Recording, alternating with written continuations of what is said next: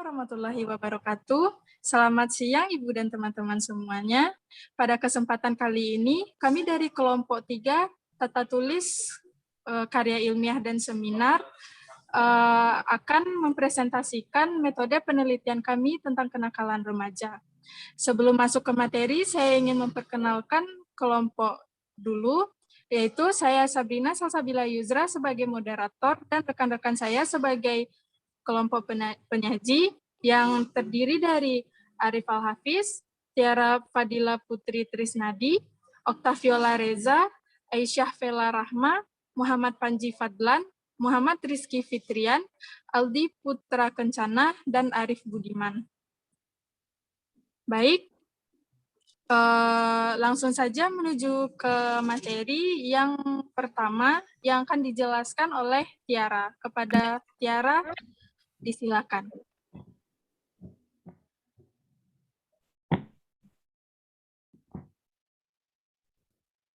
Baik, terima kasih atas waktunya, moderator. Pertama, saya akan menjelaskan pengertian dari kenakalan remaja.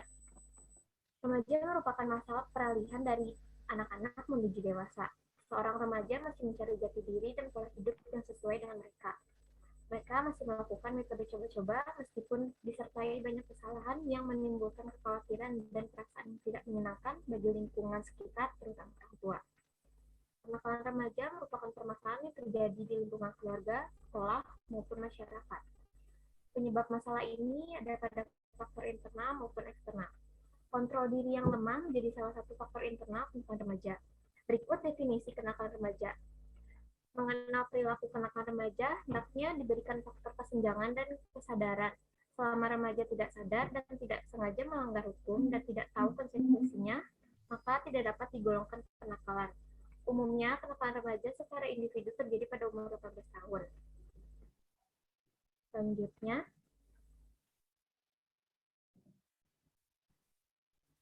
identifikasi masalah.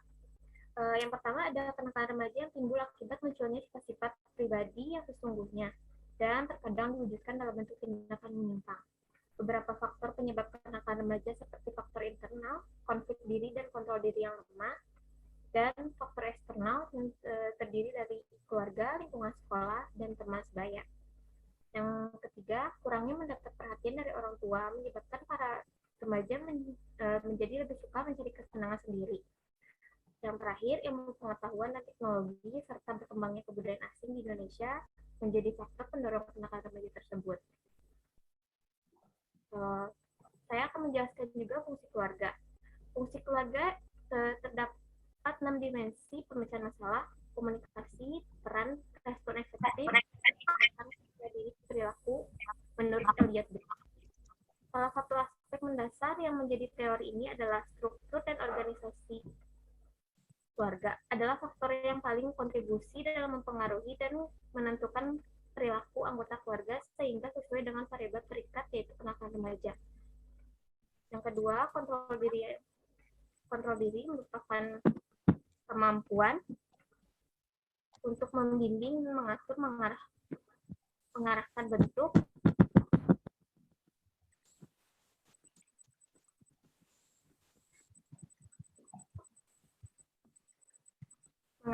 perilaku yang dapat membawa ke arah konsekuensi positif.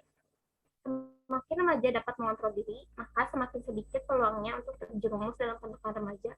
Tingkah laku dapat dikontrol melalui berbagai cara, yaitu menghindar penjenuhan, stimuli yang tidak disukai, dan memperkuat diri. Selanjutnya, rumusan masalah. Apa bentuk dari tindakan yang menyimpang pada kenakalan remaja? Yang kedua, apa faktor yang melatar belakangi kenakalan remaja? Yang ketiga, bagaimanakah peran orang tua dalam menghadapi kenakalan remaja? Bagaimana peran teknologi dalam mempengaruhi kenakalan remaja? Di sini juga ada hasil dan pembahasan dari kenakalan remaja. Berdasarkan hasil analisis multivariate correlation R dapat diperoleh sebesar 0,639. Artinya, terdapat peran yang signifikan antara fungsi keluarga dan self-control terhadap kenakalan remaja. Peran fungsi keluarga terhadap kenakalan remaja berdasarkan hasil analisis data dengan menggunakan metode korelasi diperoleh R sebesar minus 0,316. Artinya bahwa bila peran fungsi keluarga kurang, maka kenakalan remaja semakin tinggi. Berikut saya kembalikan kepada moderator. Baik, terima kasih kepada Tiara. Materi selanjutnya akan dijelaskan oleh Vela. Kepada Vela, disilakan.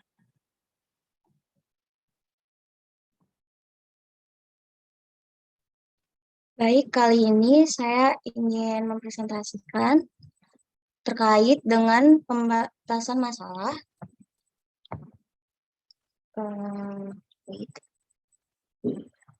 Pembatasan masalah yang ada di materi kenakalan remaja yaitu luas lingkup hanya meliputi informasi seputar kenakalan remaja. Informasi yang disajikan yaitu bentuk tindakan yang menyimpang, faktor yang melatar belakangi peran orang tua dan teknologi dalam menghadapi kenakalan remaja. Berikutnya yaitu tujuan penelitian. Pertama yaitu mengetahui bentuk penyimpangan pada kenakalan remaja. Kedua, mengetahui apa saja yang menjadi faktor terjadinya kenakalan pada remaja. Ketiga, mengetahui dan memahami seberapa kuat peran orang tua dalam menghadapi kenakalan remaja. Lalu yang keempat yaitu mengetahui dan memahami peran teknologi pada kenakalan remaja. Selanjutnya itu manfaat penelitian. Manfaatnya terdiri atas 3 manfaat, yaitu manfaat teoritis, manfaat praktis, dan manfaat akademisi. Untuk pembahasan dan kajiannya, yaitu pengertian kenakalan remaja, ciri-ciri remaja, problematika remaja, bentuk-bentuk kenakalan remaja, faktor penyebab kenakalan remaja, dan upaya untuk mengatasi kenakalan remaja.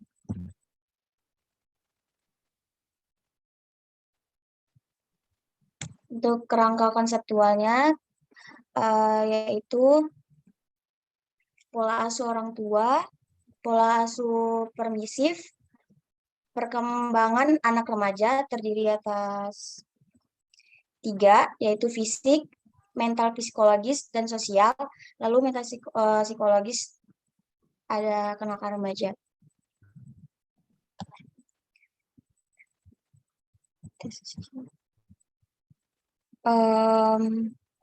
Penentuan hipotesisnya yaitu secara teoritis, keutuhan keluarga dapat berpengaruh terhadap kenakalan remaja. Kedua, dugaan kematangan emosi yang tidak stabil menjadi pengaruh anak sering memberontak ketika merasa tuntutan dan tekanan. Ketiga, dugaan peran pendidikan dan pengawasan orang tua serta kontrol dari dalam diri anak yang sangat berpengaruh pada pergaulan anak. Keempat, yaitu ketika seorang anak beranjak remaja, beberapa perubahan terjadi baik dari segi fisik maupun mental. Terima kasih penjelasannya oleh Vela. Selanjutnya, materi selanjutnya akan dijelaskan oleh Panji. Kepada Panji, disilakan.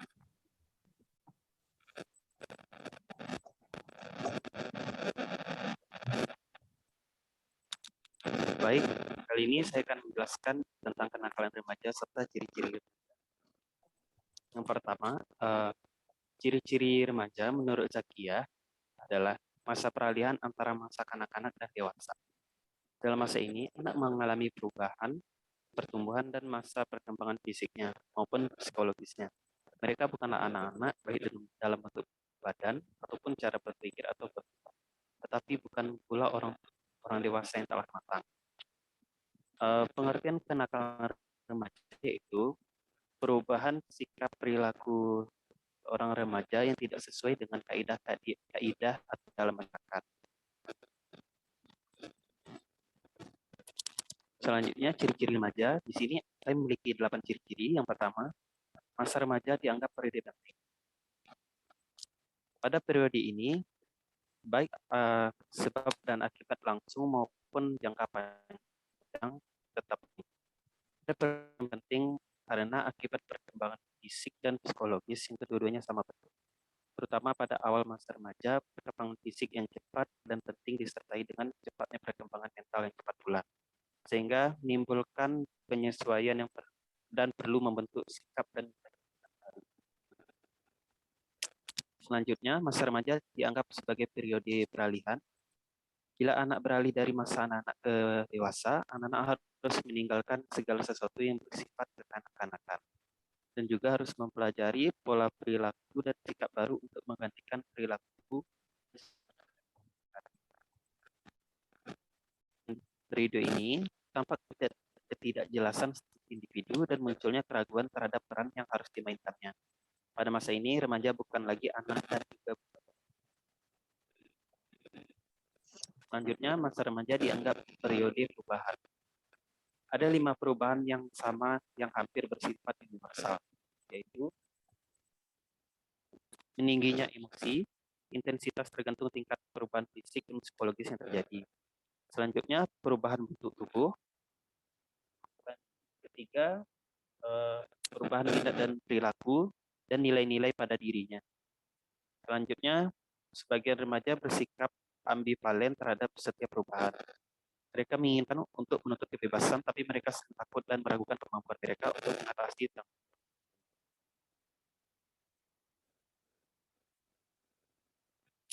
Selanjutnya, masa remaja sebagai periode bermasalah. Masalah remaja sering terjadi masalah yang sulit diatasi, baik anak laki-laki maupun perempuan. Alasannya pertama, sebagian masalah yang terjadi selama masa anak-anak diselesaikan oleh orang tua dan guru-guru, sehingga kebanyakan remaja tidak berpengalaman dalam mengatasi masalahnya. Kedua, sebagian remaja merasa mandiri sehingga mereka ingin mengatasi masalah sendiri dan menolak bantuan dari orang yang lebih tua. Selanjutnya, masa remaja sebagai periode keterkaitan. Bagi remaja, penyesuaian diri dengan standar kelompok dianggap jauh lebih penting daripada individualis.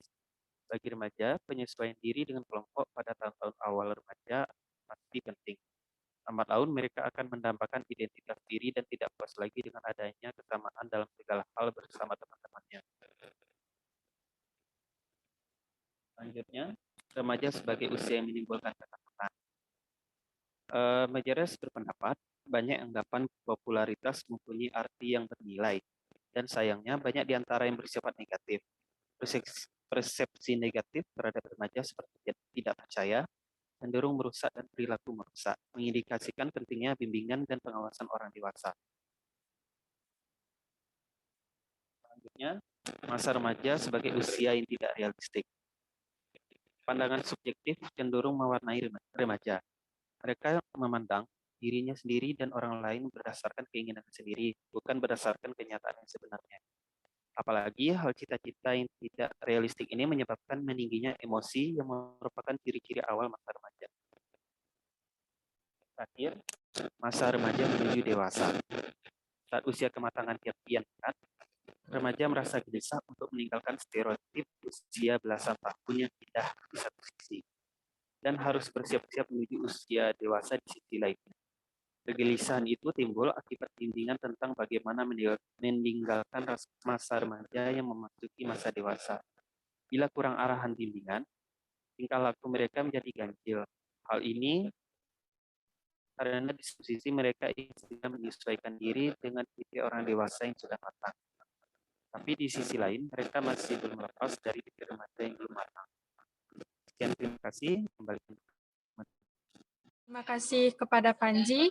Materi selanjutnya tentang problematika dan bentuk-bentuk kenakalan remaja akan dijelaskan oleh Arif Al-Hafiz. Kepada Arif, disilakan. Baik, terima kasih kepada moderator. Kali ini saya akan membahas tentang problematika remaja dan bentuk-bentuk kenakalan remaja. Pada masa sekarang ini banyak sekali problematika remaja. Di antaranya adalah hambatan dalam aspek fisik, yaitu hambatan dalam aspek fisik ini misalnya cacat tubuh atau proporsi tubuh yang tidak baik. Hal ini dapat menekan batin remaja yang menyebabkan mental remaja tersebut dapat menurun. Remaja yang punya hambatan fisik, jika tidak dibantu meyakinkan dirinya bahwa kondisinya yang terjadi adalah hal yang wajar, maka akan cenderung mengisolasi diri dan akhirnya menjurus kepada kenakalan remaja. Yang kedua itu ada hambatan dalam aspek emosional. Hambatan ini sering dihubungkan yang mendalam karena tidak mendapatkan kasih sayang dari seorang yang diharapkan. Misalnya menganggap orang lain lebih banyak yang jahat terhadap dirinya, dan itu timbul sikap sering curiga, biasanya bersikap keras dan kurang sabar terhadap orang lain. Yang ketiga, itu ada hambatan dalam aspek sosial. Hambatan dalam aspek ini biasanya berkaitan dengan kesukaran emosional atau cacat tubuh dan dapat berwujud antara lain remaja tidak suka bergaul dan remaja tersebut lebih suka sering menyendiri dan lebih suka berfantasi dan melamun. Remaja tidak dapat sukses dalam pergaulannya, dalam hal ini banyak dijauhi teman-temannya. Selanjutnya saya akan membahas tentang bentuk-bentuk kenakalan remaja. Di antaranya adalah yang pertama, kenakalan yang dapat menimbulkan korban fisik pada orang lain, misalnya seperti perkelahian, perkosaan, dan perampokan, hingga pembunuhan. Yang kedua, ada kenakalan yang dapat menimbulkan korban materi, misalnya perusakan, pencurian, pencopetan, hingga pemerasan, dan lainnya. Yang ketiga, ada kenakalan sosial, yang tidak menimbulkan korban di pihak lain, seperti pelacuran, penyalahgunaan obat-obat terlarang. Di Indonesia mungkin dapat dimasukkan hubungan seks yang sebelum menikah. Hal ini sangat banyak terjadi pada remaja saat ini. Yang keempat, ada kenakalan yang melawan status. Misalnya meningkatkan status anak sebagai pelajar dengan cara membolos, mengingkari status orang tua dengan cara minggat dari rumah atau membantah perintah mereka dan sebagainya. Itu saja dari saya. Terima kasih. Terima kasih kepada Arif. Materi selanjutnya akan dijelaskan oleh Aldi tentang faktor penyebab kenakalan remaja dan kerangka konseptual. Kepada Aldi, disilakan. Baik, terima kasih kepada Arif. Materi selanjutnya yaitu tentang faktor penyebab kenakalan remaja, upaya untuk mengatasi kenakalan remaja, dan kerangka konseptual yang akan dijelaskan oleh Aldi. Kepada Aldi, disilakan. Baik, terima kasih moderator. Selanjutnya adalah faktor penyebab kenakalan remaja. Ada 3 faktor penyebab kenakalan remaja, yaitu pertama adalah faktor dalam diri anak tersebut. Pertama, lemahnya kemampuan pengawasan diri terhadap pengaruh lingkungan. Kedua, kurangnya kemampuan menyesuaikan diri terhadap lingkungan. Ketiga, kurang sekali dasar-dasar keagamaan di dalam diri, sehingga sukar mengukur norma luar atau memilih norma yang baik di lingkungan masyarakat. Yang kedua adalah faktor keluarga. Sebagian besar anak dibesarkan oleh keluarga. Di samping itu, kenyataan menunjukkan bahwa di dalam keluargalah anak mendapatkan pendidikan dan pembinaan pertama kali. Pada dasarnya, keluarga merupakan lingkungan kelompok sosial yang paling kecil, akan tetapi juga merupakan lingkungan paling dekat dan terkuat dalam mendidik anak, terutama bagi anak-anak yang belum memasuki bangku sekolah. Yang ketiga adalah faktor sosial. Keadaan masyarakat dan kondisi lingkungan dalam berbagai corak dan bentuknya akan berpengaruh baik langsung maupun tidak langsung terhadap anak-anak remaja di mana mereka hidup berkelompok. Selanjutnya adalah upaya untuk mengatasi kenakalan remaja. Yang pertama adalah tindakan represif. Tindakan untuk menindas dan menahan kenakalan remaja seringan mungkin atau menghalangi timbulnya peristiwa kenakalan remaja yang lebih hebat.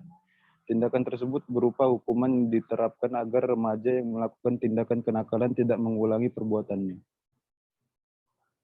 Yang kedua adalah tindakan kuratif dan rehabilitasi.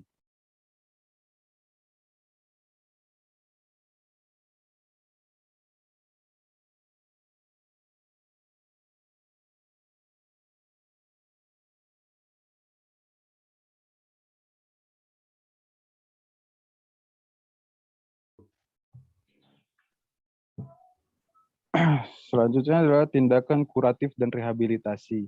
Usaha kuratif dalam menanggulangi masalah kenakalan remaja ialah usaha pencegahan terhadap gejala-gejala kenakalan tersebut, supaya kenakalan itu tidak menyebar luas dan merugikan masyarakat.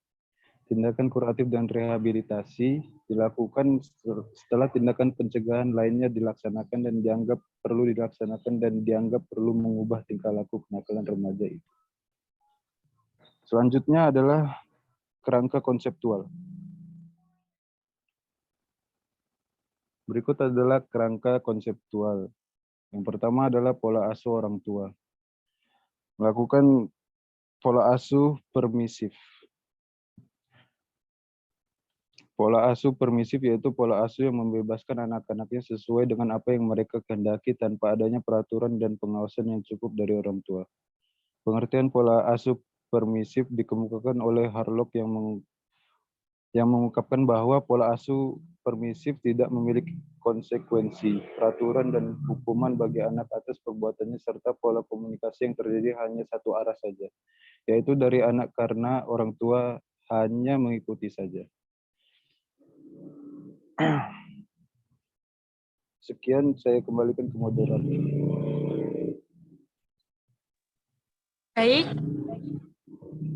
Baik, terima kasih kepada Aldi. Materi selanjutnya yaitu penentuan hipotesis, dan pengujian hipotesis yang akan dijelaskan oleh Rian. Kepada Rian, disilakan. Terima kasih dari moderator. Selanjutnya yaitu penentuan hipotesis. Secara teoritis, keutuhan keluarga dapat berpengaruh terhadap kenakalan remaja. Dugaan kematangan emosi yang tidak stabil menjadi pengaruh anak sering memberontak ketika mereka merasa tuntutan dan tekanan. Ketiga, dugaan peran pendidikan dan pengawasan orang tua serta kontrol dari dalam diri anak sangat berpengaruh pada pergaulan anak. Ketika seseorang beranjak remaja, beberapa perubahan terjadi baik dari segi fisik maupun mental. Hipotesis bagaimana bentuk faktor peran orang tua dan teknologi dalam menghadapi kenakalan remaja. Nah, pengujian hipotesis yang pertama berdasarkan hasil analisis data, kedua hasil analisis, ketiga hasil dari perhitungan penelitian. Selanjutnya saya serahkan ke moderator.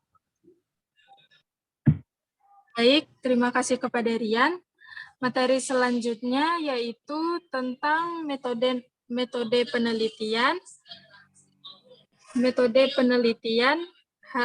dan hasil dan pembahasan yang akan dijelaskan oleh Arif Budiman. Kepada Arif, disilakan. Baik, terima kasih kepada moderator. Metode penelitian. Jenis penelitian ini adalah metode penelitian deskriptif dengan analisis penelitian kualitatif yang dilakukan melalui pendekatan khusus serta pengamatan secara langsung. Identifikasi variabel-variabel penelitian. 1. Variabel tergantung, kenakalan remaja. 2. Variabel bebas, konformitas.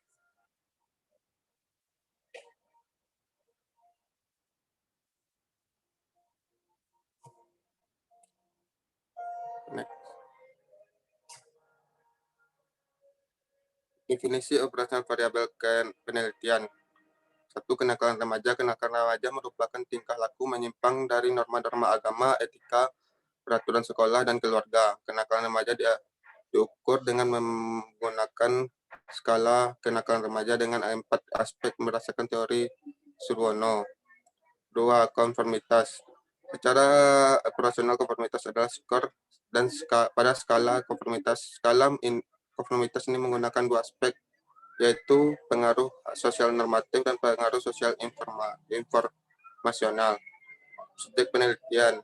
Subjek penelitian digunakan dalam penelitian ini adalah siswa pondok pesantren. Kriteria yang digunakan adalah siswa remaja berusia 16 sampai 19 tahun. Metode pengumpulan data. Pengumpulan data metode survei dengan skala modal Likert, yaitu skala aksesibilitas dan skala konformitas masing-masing dengan secara ini. Populasi dan sampel kenakalan pada remaja. Metode yang digunakan dalam metode ini adalah metode kuantitatif. Subjek penelitian sebanyak 71 siswa. Teknik yang digunakan adalah sampling genom yaitu semua anggota populasi dijadikan sampel. Pada penelitian ini, pengumpulan data penelitian dengan skala fungsi keluarga, skala self-control, dan skala kenakalan remaja.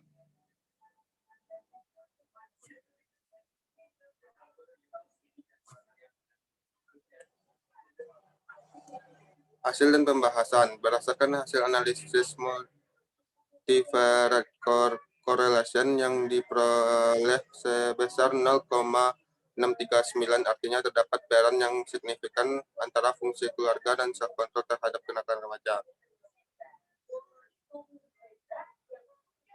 Sekian dari saya kembalikan kepada moderator. Baik, terima kasih kepada Arif. Materi selanjutnya yaitu teknik pengumpulan data, teknik analisa data, dan abstrak yang akan dijelaskan oleh Okta. Kepada Okta, disilakan.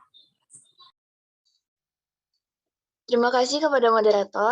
Adapun teknik pengumpulan data, yang pertama ada pembagian angket.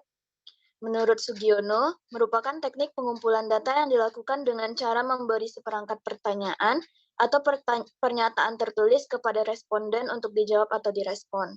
Adapun langkah-langkah dalam penyebaran angket adalah 1. Menyusun kisi-kisi daftar pertanyaan. Nomor 2. Merumuskan item-item pertanyaan dan alternatif jawaban. Nomor 3. Menetapkan skala penilaian angket 4. Dan yang keempat adalah melakukan uji coba angket. Yang kedua ada wawancara langsung. Wawancara digunakan sebagai teknik pengumpulan data bila peneliti telah mengetahui dengan pasti tentang informasi apa yang diperoleh dan juga apabila peneliti ingin mengetahui hal-hal dari responden yang lebih mendalam dan jumlah responden sedikit. Adapun teknik analisa data, analisis yang digunakan dalam penelitian ini adalah analisis deskriptif kualitatif, yaitu upaya yang dilakukan dengan jalan bekerja dengan data, mengorganisasikan data, memilah-milah menjadi satuan yang dapat dikelola, mensistemisasikan, mencari dan menemukan pola, menemukan apa yang penting dan apa yang dipelajari, dan memutuskan apa yang dapat diceritakan kepada orang lain. Adapun tahap-tahapan dalam analisis data menurut Miles dan Huberman, yaitu A. Data reduction atau reduksi data, yang B. Data display atau penyajian data, dan yang C. Ada data conclusion drawing atau verification. Dan juga abstrak. Akhir-akhir ini banyak sekali kasus kenakalan yang dilakukan oleh anak remaja, baik remaja laki-laki maupun perempuan. Perbuatan nakal tersebut terjadi karena beberapa faktor, entah itu internal ataupun eksternal. Di antaranya, karena mereka terpengaruh oleh lingkungan hidup sekitar mereka tinggal dan lemahnya benteng pertahanan dalam diri mereka, dalam artian mereka mudah tergoda oleh teman mereka. Namun, bagi sebagian anak remaja, bisa saja mereka melakukan perilaku yang dianggap nakal itu tanpa sadar karena mereka kurang mengerti akan perbuatan yang telah mereka lakukan. Sekian dari saya, kembali ke moderator. Baik, terima kasih kepada Okta. Dengan berakhirnya presentasi materi yang dijelaskan oleh Okta, maka berakhir pula lah presentasi kita pada hari ini. Saya sebagai moderator, kalau ada kata yang salah mohon dimaafkan. Assalamualaikum warahmatullahi wabarakatuh. Waalaikumsalam warahmatullahi wabarakatuh.